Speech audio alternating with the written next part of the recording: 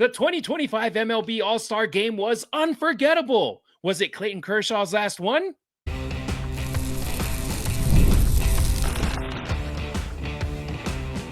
You are Locked On Dodgers, your daily Los Angeles Dodgers podcast. Part of the Locked On Podcast Network, your team every day.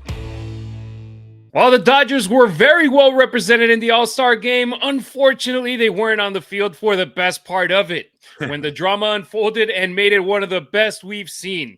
Clayton Kershaw took care of business quickly in potentially his final Midsummer Classic. And should LA try going big and trade for the National League starter in the last two All-Star games? We'll chat about this in today's Locked On Dodgers. He's Travis Rodgers. I'm Harry Ruiz, and besides being members of the media covering pro sports, we're both diehard, lifelong Dodgers fans, and we're in our second week co-hosting this podcast together. If you're an early morning everydayer, after listening to this show, you can catch Travis from 9 to noon on ESPN LA 710 and on the ESPN LA app hosting the Travis and DeMarco show. I'm the Spanish radio play-by-play broadcaster for the Las Vegas Raiders and USC football, but man, am I enjoying getting to talk not only baseball, but Dodger baseball with you every weekday. Travis, the All-Star Game didn't disappoint, and even though Dodgers players weren't involved past the fourth inning, we saw something we had never seen, with the tie being broken with a swing-off after the National League choked a 6-run lead late in the game. Yeah, they sure did. That felt like a game that was going to be, all right, here we go, another dog of an All-Star Game where one team, blows out the other team. But we ended up getting a really good game. We had, that ninth inning, the eighth and ninth inning really were incredibly exciting. Some crazy defensive plays. You saw Eugenio Suarez make a great play at third base. You saw Matt Olson make a great play at first base. And then we got our first ever home run derby instead of a 10th inning that, on the surface of it, Harry, sounds super goofy and like, oh man, that's going to be terrible. It was awesome. It was absolutely fantastic. And Kyle Schwarber steps up and goes 3 for 3 in the home run derby. It was, I absolutely loved it. This is what an All-Star Game's supposed to be. Fun, pretty competitive. Try some things that you don't typically see, like ABS and a home run derby there, and mic up the players. Just a whole bunch of great stuff last night. I thought Kershaw on the mic was absolutely terrific. I loved everything about it. I'm a sucker for a Major League Baseball All-Star Game. I love that they went back to the traditional uniforms instead of those goofy All-Star uniforms that they've worn the last few years. But look, I get it. I'm of an age. I'm from an era where the All-Star Game was really fun and competitive and important. But I thought last night's was just fantastic. Yeah, well, you look over at the NBA All-Star Game and the NFL Pro Bowl. Those are terrible events. Over here, Major League Baseball, they're doing it right. Hockey this past season, their All-Star Game was incredible as well. So we're enjoying these exhibition games where there's nothing on the line, fortunately, because for a couple of years we had the World Series home field advantage on the line, and that was something that was terrible. That was crazy. You had players in late innings that weren't going to be even sniffing the postseason, determining who was going to be having home field advantage during the Fall Classic. So leave the Midsummer Classic as is. And I mean, you go from glorified batting practice on Monday to then having, with the home run derby, to then having a swing off after the game. The only thing that we can complain about is that we didn't have Shohei Ohtani versus Aaron Judge. But the reality is these guys were long gone. Before this happened. Yeah, it's funny when they brought out Aaron Boone and Dave Roberts to announce who they were going to have be their three guys. And look, Harry, I'll be perfectly honest. I didn't even quite understand what it is they were doing when they said they were going to, instead of a 10th inning, they're going to play a game, a little bit of a modified home run derby.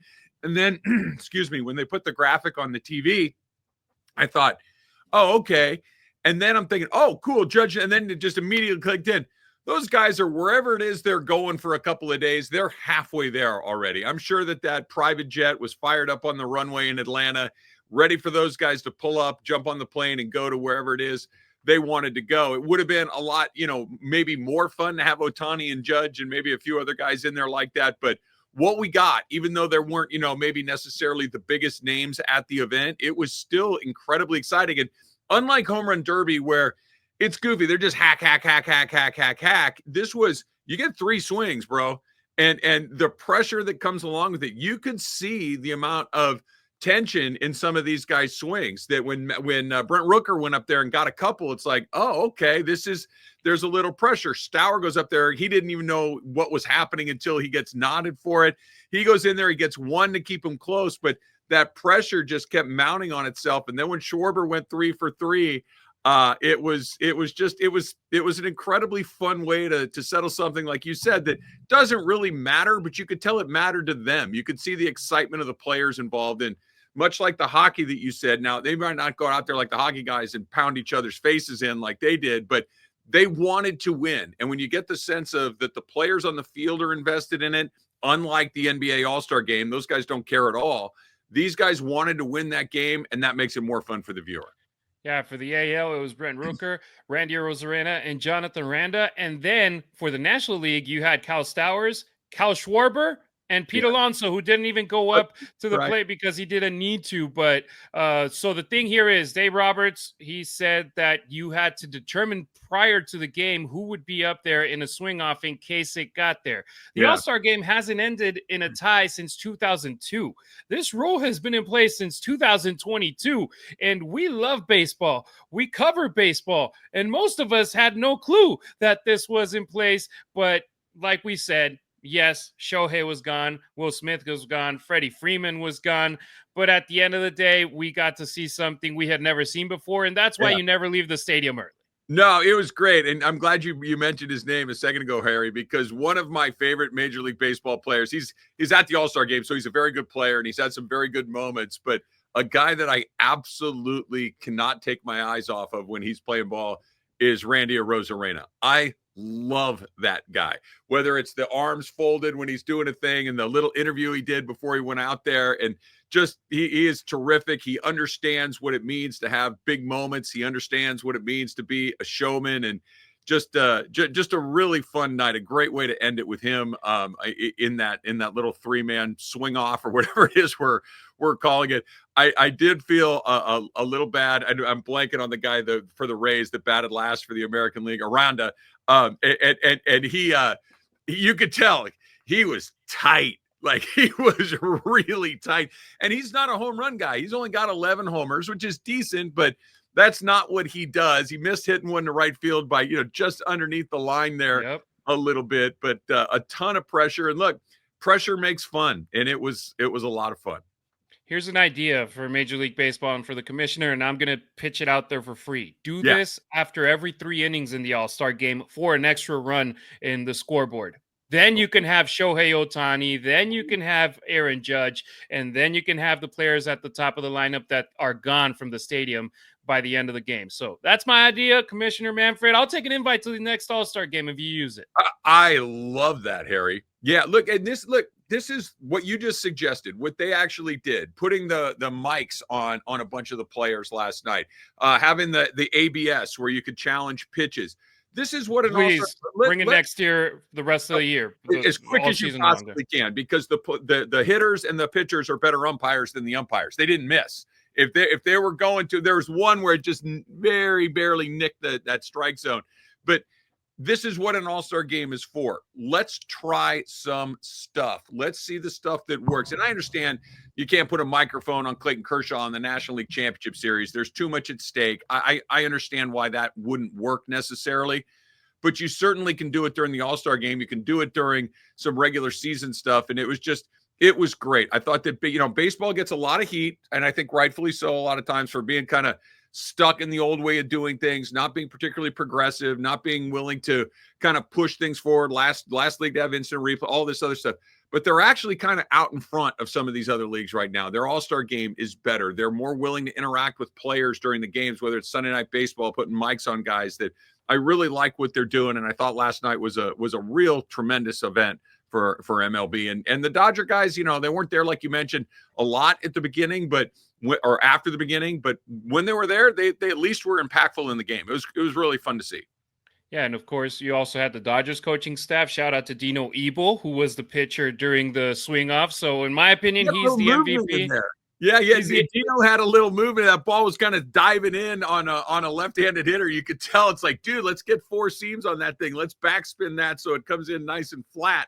Yeah, Hey, it worked, right? It did. It did. It was great. So now, looking at the All-Star game with blue lenses for the Dodgers. 1-for-2 Shohei Ohtani scored the first run Yeah. in the game. He was replaced by Kyle Schwarber in the 5th inning, but Shohei's second at-bat was in the bottom of the second, so we got to see him twice early in the game, and that's it. Yeah. Freddie Freeman, 0 for 1. He was taken out in the top of the third inning after the first out. This game was in Atlanta. Every time he's in the ATO, he gets all the love. So that was big for Freddie Freeman and his family. We love to see it. Will Smith, 0 for 2, second at bat in the bottom of the 4th, out of the game in the top of the 5th. And Yoshinobu Yamamoto was there. He didn't play because he was ineligible, and he pitched on Sunday. Nothing huge from the Dodgers participants that we mentioned, but just being there, representing the team, and early in the game means that you are 3 starters, and then we're talking about Kershaw in a bit, but that was good to see Dodger blue representation. Yeah, they did. They represented themselves really well. Like you said, you got 3 starters in there. You got Clayton Kershaw, like you mentioned. We'll talk about him in a second. But I really do think that they're not that this is breaking news, Harry, and the everydayers, I'm certainly are aware of how often we talk about Shohei Ohtani. But when that dude gets in the batter's box, everything just kind of like, okay, let's watch. There's not a lot of staring at your phone. There's not a lot of talking to your buddy. There's not a lot of running up to go grab a beer or whatever it is. It's Ohtani is in the box. And even those guys in the other dugouts that are on the rail, like they are locked in when Shohei Ohtani comes up to bat. He is just an electric presence, a magnetic presence. And that he goes out there and does what he does is really something else when, every single set of eyes, not just fans, but other players, media, everybody is staring at everything he does. He wears it incredibly well. The National League had a 6-0 lead heading into the 7th inning, and then the National League West bullpen choked it. Not the National League West, our rivals. Adrian Morejon from the Padres, 2 runs. Randy Rodriguez from the Giants, 2 runs, one of them earned. And Robert Suarez from the Padres, 2 runs. Is it the bullpen, or is it Dave Roberts sending these guys from the bullpen? Because it has also happened with the Dodgers this season. Hey, look, whatever it is, if he's doing a little 3-dimensional chess and trying to get in these guys' head, good for Dave. It certainly worked. But look, these are lineups with all-stars up and down, and sometimes the hitter is going to win, and they ran into a couple. I loved it. I liked how Dave managed that game. I thought that he handled his guys really well. I thought that he handled the roster pretty well, but it was, I noticed the same thing, Harry, that those NL West guys are like, oh, okay. And maybe there's just a little bit of that. Yeah, we're going to get to you too, because we have a lineup of our own. Yeah, and even seeing Dave Roberts as loose as he was in the dugout with when Manny Machado, he was the first victim of the ABS with Loved corrected call, giving him a strikeout, and Dave Roberts was cracking up in the dugout. I was like, yes, that's what I love seeing right there. Well, in just a moment here on Locked On Dodgers, we dive into Clayton Kershaw's brief but memorable All-Star game performance, and if we think that was the final time he played in it.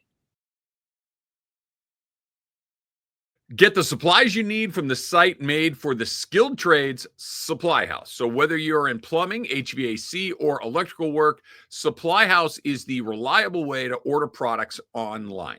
Their easy-to-use website is packed, I tell you, with helpful resources and the latest product info to help you get the job done, and not just done, but done right. Plus, with complete inventory on over 200,000 parts from 400 plus top brands, you'll find exactly what you need delivered fast from coast to coast. And if you need help with an order, Supply House offers expert support and industry-leading service, so you're always going to talk to a real person. And for trade pros looking for a little extra edge, their free Trade Master program offers exclusive perks like a dedicated phone line, free shipping, and discounts on every order.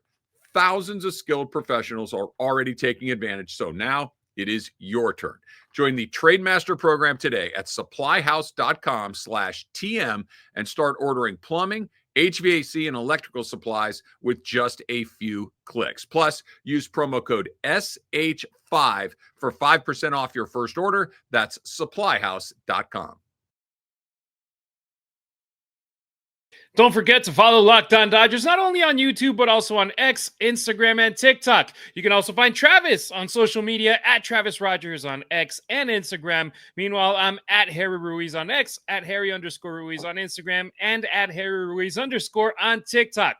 Let us know if you like the swing off, or if you would have preferred extra innings, or even have the All-Star game end in a tie like in 2002. I have a feeling almost everybody loved the swing off. Somebody that we loved watching on the mound was Clayton Kershaw, because he has the credentials to be considered the best Dodgers pitcher ever, or at the very least, the greatest one for LA over the last 30 years. On Tuesday, he only threw 6 pitches to take care of 2 batters. And Travis, he got the Midsummer Classic as a legend pick from Commissioner Rob Manfred.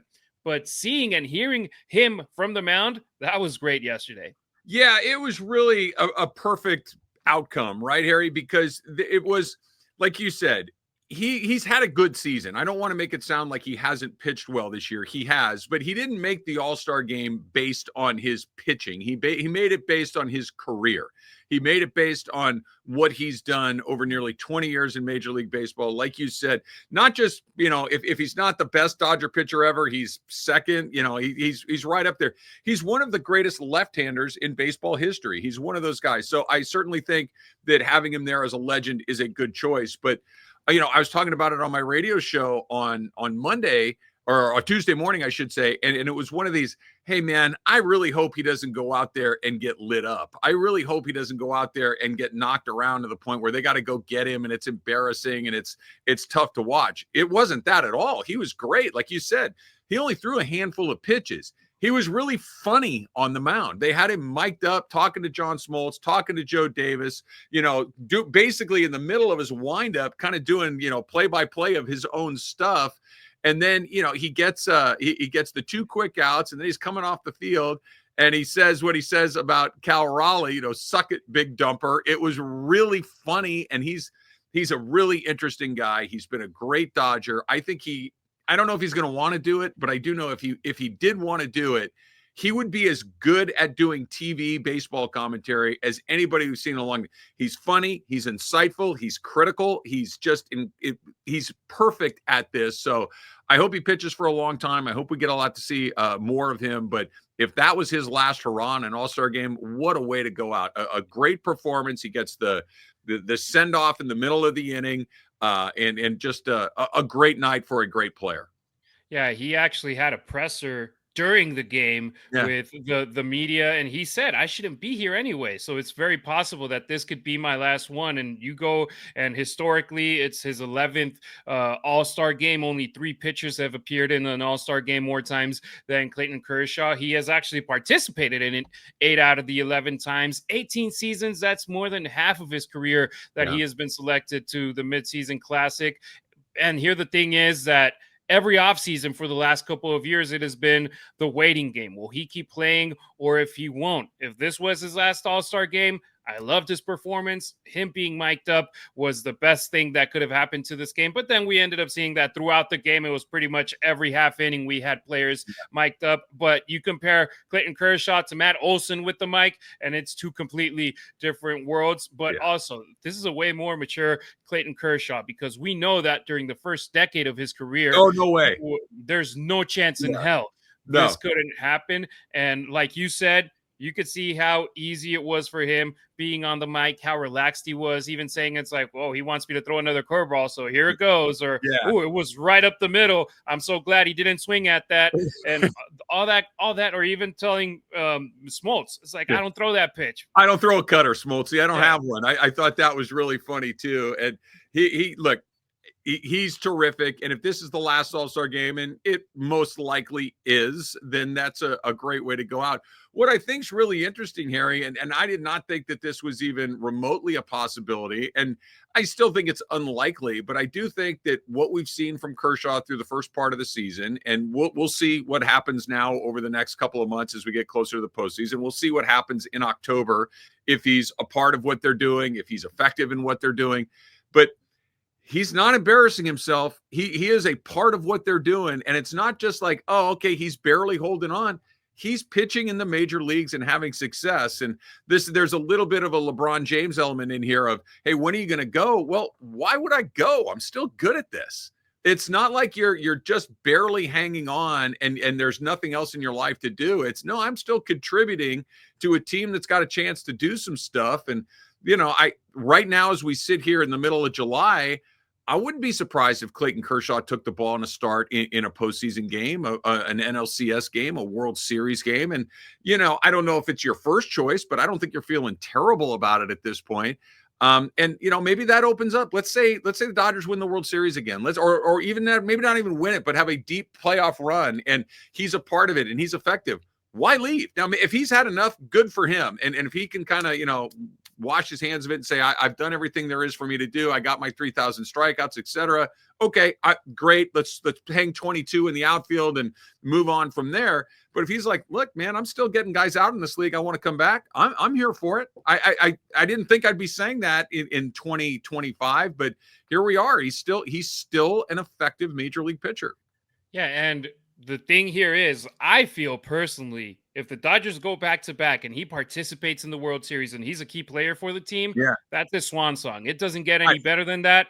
Yeah. And he's just going to say, like, okay, what can I do now to have people actually consider me one of the best if he has a good participation in the postseason? Because that's always been his but the postseason, but the playoffs, but what he has done, and he got rocked in this round or that round. It's like, no, if he participates in the World Series and he's a good pitcher in it, like he was in 2020, then it's like, I don't feel that he has anything else to do in baseball to just keep proving people wrong. So I feel 18 years, if the Dodgers win the World Series, it doesn't matter how good he is, he might say goodbye. And man, I mean, for somebody like me, who I used to live in Mexico and I moved back to the States in 2010, I've watched Clayton Kershaw, including being many years a season ticket holder, and he's my GOAT. I know that there's people who consider Sandy Koufax their GOAT, or Don Drysdale their GOAT in the position, or the newer generations, or Hershiser, Fernando Valenzuela. But I got to see Kershaw's career pretty much from the beginning until now. So I consider him my GOAT. And man, it will be tough when he retires, but he's not only a Dodgers icon, he's an LA icon, and he deserves to go out the biggest ovation ever, and that's going to be the case. Yeah, I don't have a strong argument against anything you said, Harry. If that's the GOAT in somebody, yeah, sure, you're not wrong. I think that it's one of those, depending on your age and what you've seen, but Kershaw is a wonderful choice. I also think you said something that's incredibly important. The 2020 World Championship that they have, and it counts just like the Lakers one counts, but it is different. Let's not be too cute about it. It's different. It counts, but it's really deeply different from the other ones. The one they won last year is a traditional go through the normal site, fans at Dodger Stadium, parade, Yankee Stadium, all those things, everything that goes along with winning. He didn't participate in that. The one in 2020 was in Texas against Tampa with limited fans, no parade. It was the middle of probably what will be the strangest time of any of our lives, in the middle of a pandemic. And we didn't get to celebrate it. We didn't get to wrap our arms around him and show the love that I think that you saw last year with Ohtani and Buehler and all the guys that contributed to that. If he could be a part of a more traditional World Series run and be a participant in it, not just somebody that was, on the team or on the roster, but pitch meaningful innings, pitch effective, meaningful innings. I do agree with you that that's the perfect way to walk away from it, because you're right. The one blemish on his resume is but what about October? And the best October he had was one where we're all worried about, were we going to make it through the year at all? And baseball wasn't at the top of our priority list. Exactly. And I loved also hearing other players talk about Kershaw, specifically the starters, Skubal and Skenes, in the comeback from the commercial break, where they were giving their thoughts. And it's like, man, this is, for a lot of the new generation players, their guy. It's the guy that they grew up watching, and now they're playing with them. Kershaw gave a speech to the clubhouse before the game in the National League clubhouse. That's something where it's like, hey, he's opening up, and instead of being the closed guy that he used to be in the past, now he's like, hey, a little bit more open and embracing all the love from everybody. So as a fellow old man like Clayton Kershaw, you do hit a point where you're like, man, I'm just going to tell you what's on my mind. I'm not going to worry about this stuff too much. Here's who I am. Here's what I think. And if you like it, great. If you don't, I can live with that too. And it's great to see him reach that point in his life. Hey, Clayton Kershaw's the same age I am. I'm turning 37 in less than a month on August 15th. So, not a fellow old man. He's just the beard gets white like mine when you reach that age. Younger, exactly. Yeah. Well, from talking about a previous starting pitcher for the National League in the All-Star game to the guy who has done it in the last 2 years, Paul Skenes. He was awesome. And next on Locked On Dodgers, we'll tell you if we think the Dodgers can make an offer for him that the Pirates can't refuse. Ever wish managing your money felt easier? With Monarch Money, it can. Whether you're growing your savings or planning a big purchase, Monarch puts you in the driver's seat. It's like having your own personal CFO, giving you full visibility and control over your finances. Monarch Money is more than a budgeting app. It's a complete financial command center. You can track all your accounts, investments, and spending in one place. So, in addition to managing your money, you're also building wealth. Have you ever looked at your spending and been surprised by how fast it adds up? I know I did once I joined Monarch Money because I saw how much I spent on Dodgers World Series champions gear. Take control on your finances with Monarch Money. Use code LOCKEDONMLB at monarchmoney.com for 50% off your first year. That's monarchmoney.com, code LOCKEDONMLB for half off your first year. Thanks for making us your first listen wherever you may be via your favorite podcast app or on YouTube. Turn on your notifications. That way, if you're not an everydayer yet, you can become one by getting a heads up the moment a new episode or a short video drops with the latest Dodgers news. Paul Skenes opened the All-Star game, striking out Gleyber Torres and Riley Green and making Aaron Judge ground out to second base. He was the great pitcher that we all know he is. Now, can you imagine him doing that for a team who's actually contending to be a World Series champion? Well, Travis, do you see it as a possibility that the Pirates would be open to trading him away for a king's ransom? I want to start with this, Harry. I wrote this down as it was happening in real time, so I'm going to stare at my phone. If you're watching us on YouTube, this is what I'm looking at. Here's how Paul Skenes opened the game last night. 98, 97, 98, 100. Strikeout. The next batter, 100, 100, 99, 99, 100, 95. I don't know, maybe it slipped out of his hand. 100 miles an hour, strikeout. Then Aaron Judge was 100, 99, ground out to second base. The slowest pitch he threw was 95 miles an hour. Okay. And he went through an American League All-Star lineup like it was not even there. Okay. Like if it was the Pirates. It was, and he's familiar with that.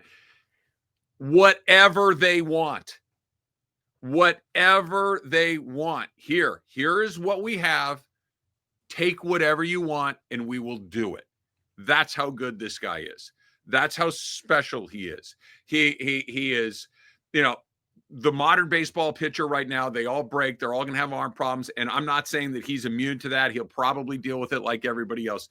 But this isn't just the new guy who's pretty good and is having a moment. He's special. He is deeply special, unlike a lot of guys we've seen. This is a guy that I would literally move heaven and earth to try to go get. Whatever it is that you think that you need to give up to get him, to make them that Godfather offer that you're talking about, to make them go, well, we can't not do this. That's what you have to do. I am 1,000% in the bag for Paul Skenes. Whatever you need to do to get your hands on a player like that, I would do it. Except Shohei Ohtani.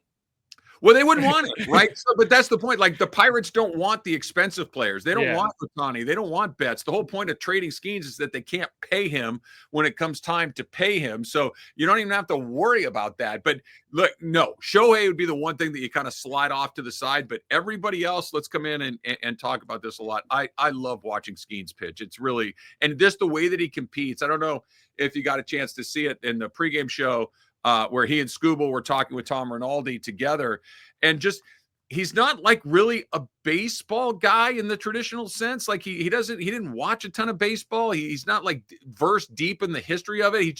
This is what I do. He works like crazy. He takes good care of his body. He's serious. He's an adult, even though he's a young man. And everything about that guy screams, I'm going to be around for a really long time.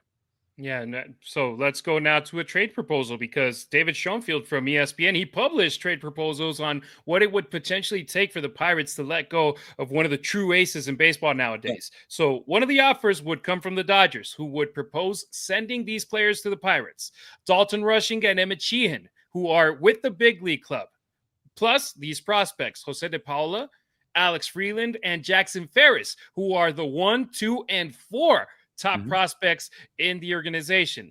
The kicker here is the situation is he's under team control through 2029 and doesn't even become arbitration eligible until 2027. So the Pirates, they're still years away from actually paying him what he deserves, what he should be earning on the field. But he's making money through a lot of endorsements, through a lot of deals. So he's getting the bag right now, but not the way that he should be getting it, like Yoshinobu Yamamoto, 12 years, $325 million potentially in the future, Paul Skenes, if not more. So that's a deal where you look, okay, 2 major league ready players, 3 of your top 4 prospects. That sounds like a lot, but like you said, if they take it, give it to them. If they want more, give them more. Yeah, it is a lot. And I would do it like that. I wouldn't even blink an eye at it. A couple of things happening here. Number one, there's going to come a time, and you're right about the economics of Skenes in Pittsburgh. They don't have to go big for a while. They have the opportunity to kind of kick the can down the road, that he's not even arbitration eligible for a whole nother season. Then you get into the arbitration things, and then you have to be in the big league 6 years before you're a free agent. So they have some time. But let me ask you this. Does anybody think that Paul Skenes isn't competitive? You think he's going to be okay being on a garbage team like this for a really long time? That he's not saying anything right now, but he just went through 2 months where no one could get a hit off him. They didn't win a game. Like that's going to get old for him. So if he speaks up, I think it might accelerate the process of some of this. The second part of it is, and the package that you put, look, I love Emmett Sheehan. I like Dalton Rushing and all the prospects that you mentioned.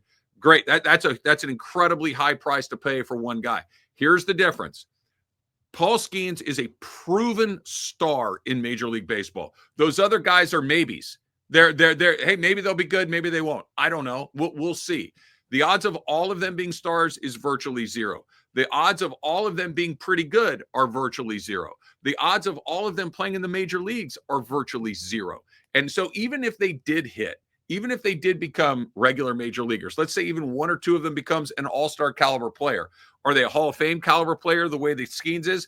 Probably not. And the biggest thing that the Dodgers have that other teams don't is they've proven time and time again that they're able to draft and develop players that turn into high-level prospects. The Dodgers pick at the back of the draft every year, and they still have a better minor league system than everyone else, that they're finding players in the 30s and 40s and 50s that other guys don't have a chance to take in the single-digit draft rounds and in the teens. They'll get more. The Dodgers are really good at identifying talent, and while you'd hate to see DePaula leave or Freeland leave or Zaire Hope leave or any of these other guys go, they will get more because they're better at that than everybody else too.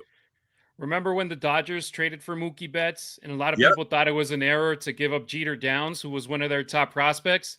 Jeter's now playing in Japan.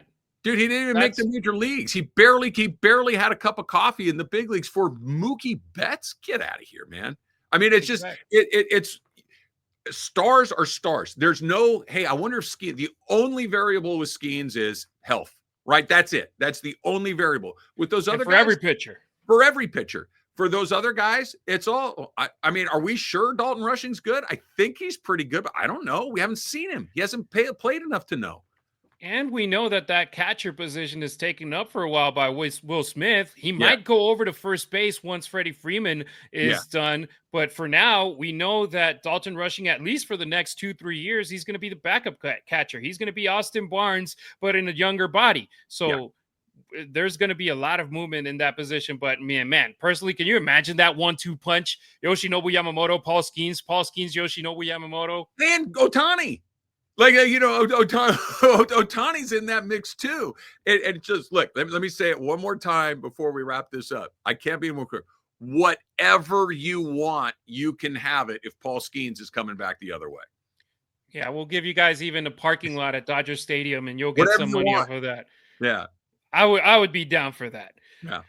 Well, that's it for today's show. Travis and I, thank you so much for making Locked On Dodgers your first listen. If you can't get enough baseball talk, then make the all-new Locked On MLB Game Night your second listen. Every game, every night, all season long. Get local analysis on a national scale. Find MLB Game Night on Locked On MLB on YouTube or wherever you listen to podcasts. Tomorrow, we'll be discussing who should close games for the Dodgers in the second half of the season.